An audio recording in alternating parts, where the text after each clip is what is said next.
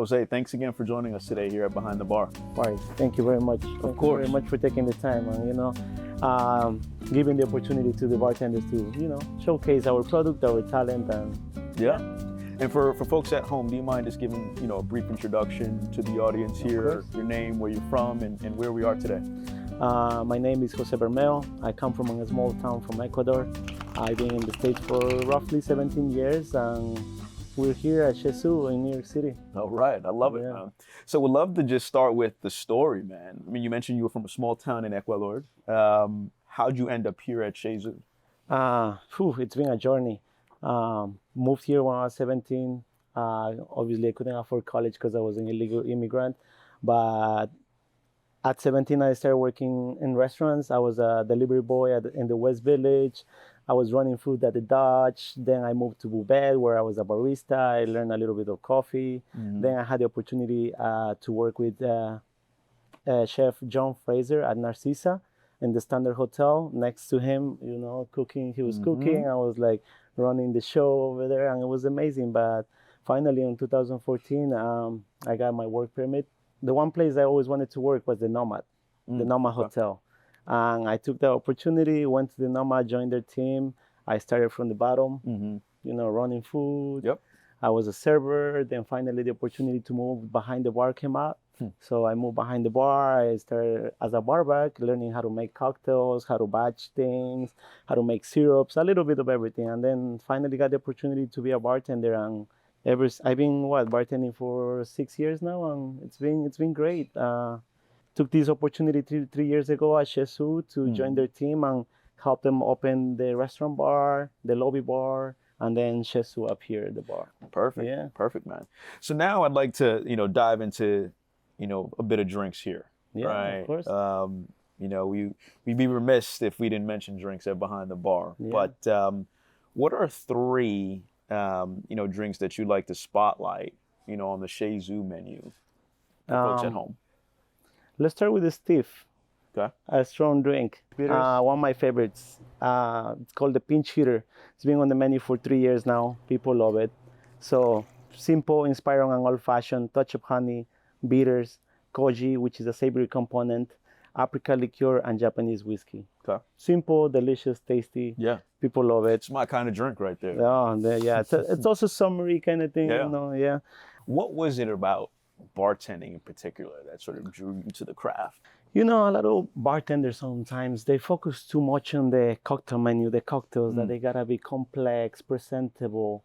But I see it a little different. It's more like the hospitality is important for me. It comes first. You gotta be hospitable. Like as soon as someone walks in the door, say hi, greet them, ask them about their day, how they're feeling. It's important. And then you get the connection, how's this person feeling? And then you can make an experience for them. Yeah. Yeah. I love that, the connection between the bartender and the guest. Second drink, people always ask me, like, how do you get the texture on the pisco sour to be so silky? So I had the opportunity back in the days to work at the cocktail bar, Please Don't Tell, where I was able to put this cocktail on the menu and people loved it. Okay. So it's just a blend of mezcal and pisco. Yeah, a touch of passion fruit, lemon, and egg white. Nice. Simple. And, matcha. Oh, okay. As well. Interesting. So, an herbal component as well. Yeah. Tropical herbal smoky. Huh. Yeah. Okay. I like it. You mentioned we're here at Chez Zou, or at least one of the few bars here at Chez Zou. What is sort of the energy or the atmosphere that you try to create here, on behalf of Chez Zou? As I say, we're very hospitable. One of the things that I like, I heard a guest the other day say, "Oh man, they're so nice in here." Yeah. Even though the bar is packed, crazy, we're pumping drinks, we still care about the guests, Yeah. We still take the opportunity to say hi, hello, what can I get you, And the energy that the team brings here, we have loud music, we're running around, but everyone has a smile on their faces, and it's making it through the night. Yeah. Yeah. Absolutely, man. So let's zoom out a bit more and talk bartending sort of high level here. Yeah. Would love to ask, what are some of, the pet peeves that you have when people try to order a drink at the bar from you? One of the things that, we have a menu that has 20 drinks. Mm-hmm.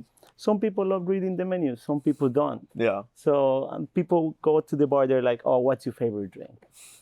I'm like, my favorite drink might not be your favorite, right. but if you give me some, what do you, I start asking them questions. What do you normally drink? What flavors do you enjoy? Yep. Is there something I need to not add to this cocktail? Is there something that I need to avoid adding to this cocktail? Yeah. And then based on what they tell me, how they're feeling, what flavors they want, I create a cocktail and, see if they like it or not. But Yeah. keep it cool, keep Yeah. it chill. Don't stress out too much sometimes, because we sometimes stress out too much. We overthink cocktails, and sometimes they're not the best. They don't come out. Yeah. Well, it helps to come prepared, right? Yeah, come prepared. And we have a beautiful bar. We have a bunch of syrups, a bunch of purées, fresh juices daily, and it's easy to work. How about drink number 3? Drink number 3. So, people love their espresso martinis, but when you're outside in the terrace, you can only drink one maybe, and then you get, it just doesn't feel good. Yeah. We have a coffee cocktail that has tamarind, lemon, grapefruit, tonic, zacapa. Yeah. Bright, refreshing, citrusy. I love that. It boosts you up, Yeah. and feels good. Yeah. I like the alternative to the classic espresso martini. Yeah, it's good. Great. Yeah, got it. And you guys have a terrace out here now too. During the summer patio, it's probably one of my favorite stations to work. You're outside, the sun is hitting you. Yeah. We got frozen drinks, and it's amazing. It's fun. We only have it for what, six months roughly. Is there a drink? I think last year was sort of the year of the espresso martini. That's probably still going on today. But is there a drink that you think will become more and more popular? Oof. We're well known for the coladas, man. Oh yeah, piña coladas. People were scared of rums back in the days, like a few years ago. But now rum is probably the top seller product here. So we're well known for the coladas. Because a lot of times people just think a piña colada can be just pineapple, coconut, and some sort of rum.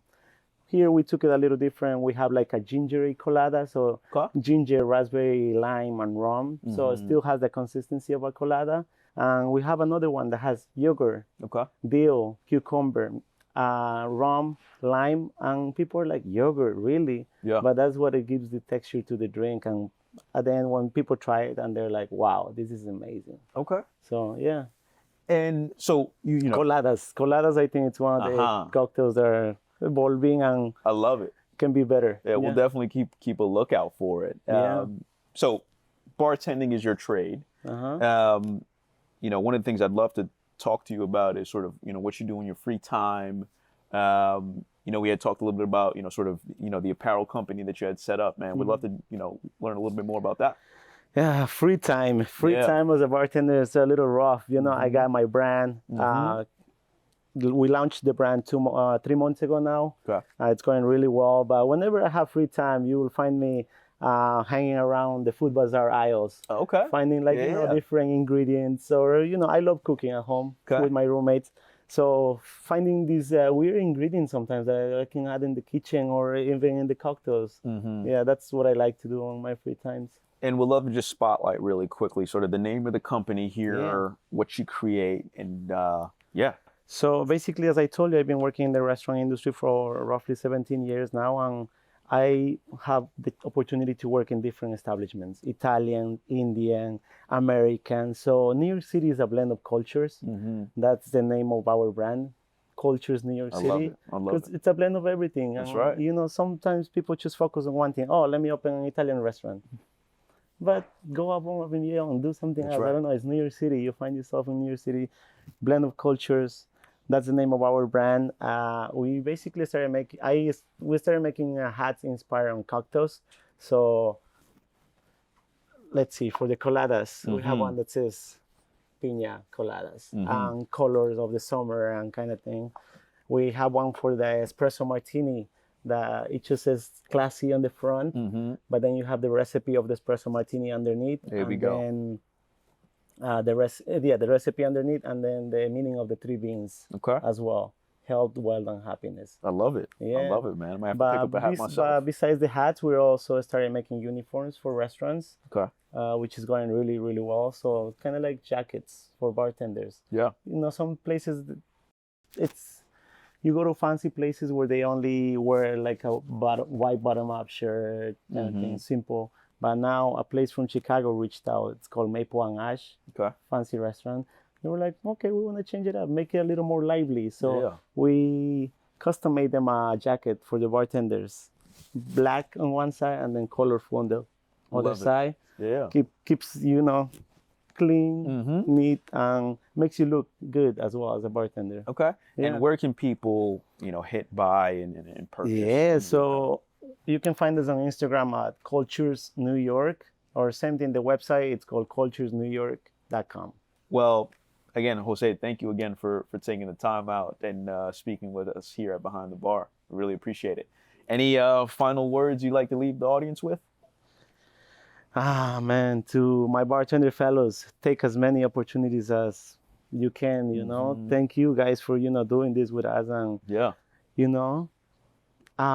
One thing, it's just be humble, be a little more generous sometimes, because, generosity can open so many more doors for you. It's one thing I got to learn, I got to be generous with my family too, with my friends. Yeah. Generosity, I think we need to improve on that. Okay. Yeah. Cool. Love it. Jose, absolute pleasure.